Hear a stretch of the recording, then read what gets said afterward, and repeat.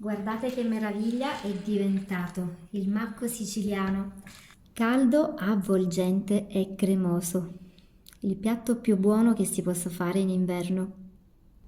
Che bello vedere questa tavolozza di ingredienti, quella che vedevo spesso a casa, perché mamma questa pietanza la preparava tantissime volte e poi con ingredienti a chilometro zero. Le fave erano le sue, il finocchietto lo raccoglieva lei in campagna, al posto della cipolla utilizzava un cipollotto fresco del suo orto, i pomodorini erano quelli in secagno che coltivava lei durante l'estate. Io non sono altrettanto brava, ormai vivo in città e tutte queste cose le devo purtroppo acquistare. Allora, io ho iniziato la preparazione di questa ricetta ieri sera perché le fave, essendo secche, devono stare in ammollo e quando hanno ancora la buccia, questo ammollo deve essere di parecchie ore, quindi va bene tutta la notte, almeno 12 ore. Questo è il risultato, erano piccoline ma adesso che si sono reidratate sono diventate belle grandi.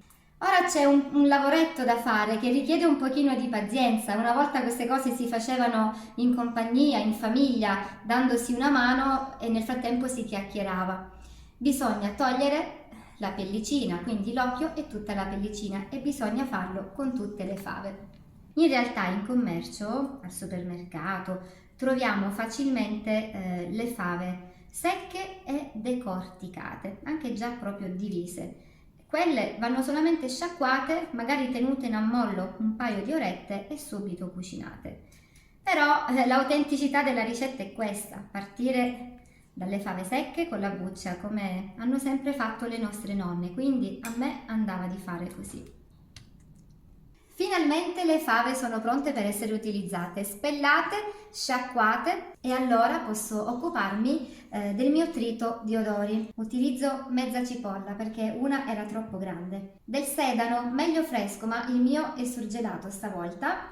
E una bella carota. Faccio tutto a pezzettini e poi soffriggo con un pochino di olio extravergine di oliva.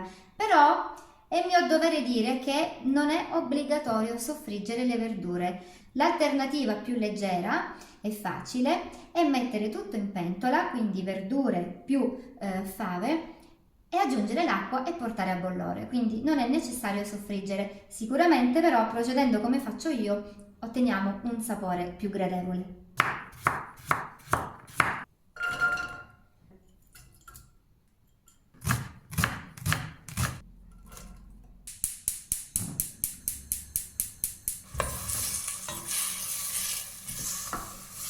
Lascio appassire dolcemente aggiungendo anche i pomodorini.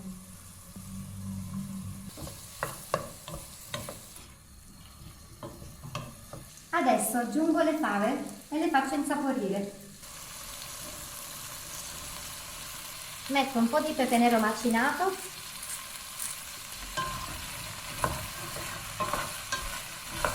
e ora che tutto è ben insaporito aggiungo l'acqua.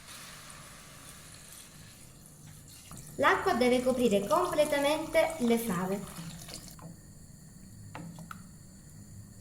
Ho raggiunto il bollore e adesso quello che vi consiglio di fare è di togliere la schiuma che si è formata. Posso spostare la pentola su un fuoco più piccolo. E qui a fiamma più dolce proseguiamo la lenta cottura.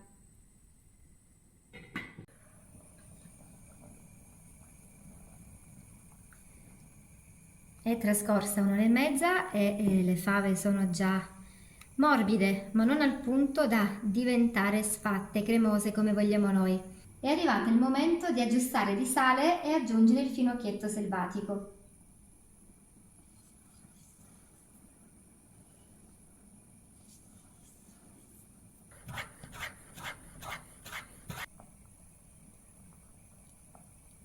La quantità del finocchietto può variare a piacere. C'è chi lo aggiunge con abbondanza e chi invece si accontenta di sentirne appena l'aroma. Continuiamo ancora. Quando le fave saranno ormai cotte, possiamo decidere di calare, come diciamo in siciliano, la pasta. La tradizione vuole lo spaghetto rotto, sminuzzato. Anche senza pasta, tuttavia, il macco è una vellutata, una zuppa cremosa semplicemente fantastica. Se non abbiamo molta pazienza e vogliamo dare un aiutino, con un mini primer possiamo frullare grossolanamente il contenuto della pentola, altrimenti aspettiamo e quando la cottura sarà andata un po' più avanti possiamo anche sminuzzare con il cucchiaio un po' le fave. Guardate che meraviglia è diventato il macco siciliano. Siamo arrivati a questo punto dopo circa 2 ore e mezza di cottura lenta che ha permesso alle fave di sfaldarsi diventando così.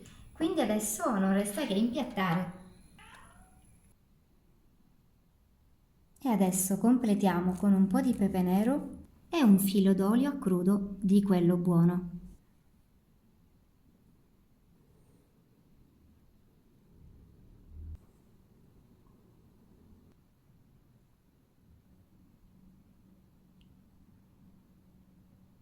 Questo sì che è un comfort food.